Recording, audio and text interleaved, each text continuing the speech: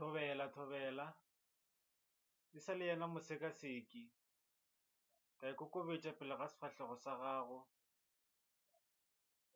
Ka ikokobetša. Ngwanešo, ke tliša tharollo. Tharollo še. Ke kgale ngwanešo o dutše moo gae. O feditše mphato wa gago wa marematlou. Jwale ke re ngwanešo, ikgopole nako o sa le o monnyane gore ke eng se bo se rata gore o be sona go gola.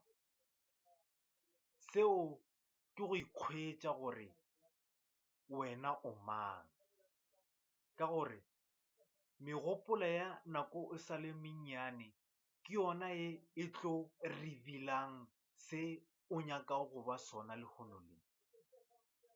Ge o ka te gopola gore nako o sa le monnyane bo o nyaka go dirang, bo o nyaka go bang, bo o nyaka go dira career mohuta mang, ke eng se o se enjoy-ang go se dira, ke eng se o se ratago go se dira, o ikhweditše ngwanešo.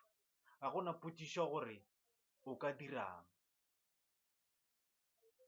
E re ke fe mohlala, nako o sa le monnyane bo o na le megopolo e mebotse. Megopolo ke yena vision. O na le vision ya gore wena o nyaka go thoma kgwebo. O na le vision ya gore wena o nyaka go ba lephodisa.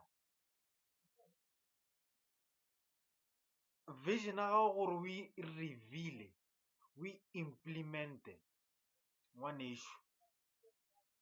Sa mathomo o swanetše gore o gopole gore vision to be revealed is not easy, and now to get job is not easy. Go ikhwetša ga gago gore o ikhwetše gore o mang, o tšwa kae, o swantše gore o te tsebe gore nako o sa le monnyane bo o nyaka go dira eng, ke eng se bo o se rata.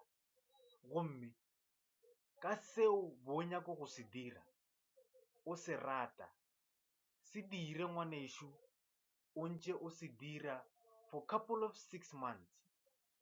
After 6 months, come and tell me again gore ke eng se e leng gore o se hweditše go practice-eng sela bo o nyaka go se dira o sa le monnyane. If bo o nyaka go ba lephodisa, don't hesitate. O seke wa šika-šikela plekeng ye tee ngwanešo.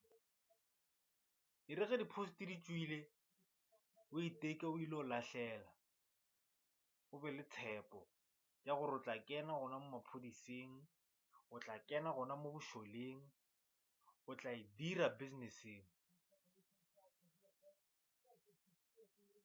O hloka fela gore o tšee maatla, o be le tshepo, gomme o lahlele di-post, o thome kgwebonyane ya gago e nnyane ye o e dirang. E ka no ba o ka no e direla gae, wa rekiša ngwanešo, ga go tshwenye, e tla bo rekiša. O ka no ba o dira informal or formal business, ga go tshwenye, wa e dira ngwanešo, ya phethega. O tla nteboga after 6 months. If di-post di tšwa in December tša bophodiseng, if di tšwa January tša bošoleng, dira ngwanešo. After 6 months o mpotše gore o kry-ile result tša mohuta mang. Thobela.